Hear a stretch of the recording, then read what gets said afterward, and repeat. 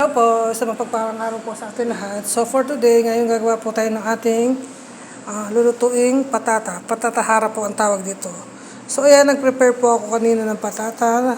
Hiniwa ko siya ng pag-cubes, then in-air-fry ko po siya. Yan, ganyan siya. Pag naluto na, brown na. Para iwas cholesterol. Kaya dito sa air-fry niluluto. Tapos, ang sangkap na gagamitin natin, unang-una, olive oil. Tapos, lemon juice. Ito ang pinaka-importante, paprika, at saka yan, black lemon pepper, salt, at saka paminta. Tapos, igigisa mo lang siya sa bawang. Kanina, nagisa na ako ng bawang.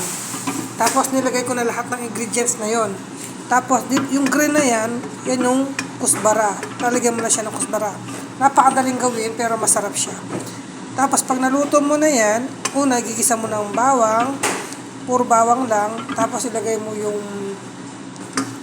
lalagyan mo ng paprika, ng lemon black pepper, ng salt, ng paminta, at saka ng lemon asir.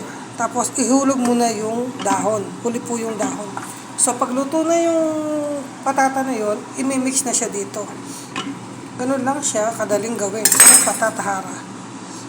So, yan. Ito po ang nilagay ko dyan. Itong dalawang yan. Kaya ganyan ang kulay. Kulay red. So, mamaya, imimix ko yung patata para makita po natin, makita po ninyo yung kanyang figure. Naglagay din po ako ng chili flakes para masarap po yung combination ng ating lasa. Ayan, chili flakes po. Ayan. Tapos, imimix ko na yung patata mamaya. So, ayan. Luto na po yung ating patata. Iuhulog ko na siya dito sa ating ginawang sauce. So, ito na po ang aking pinagmamalaking patatahara.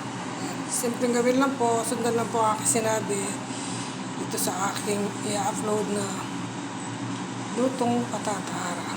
So, yan lang po ang aking share na luto ngayong araw na to. God bless po sa atin lahat. Simply, but very delicious.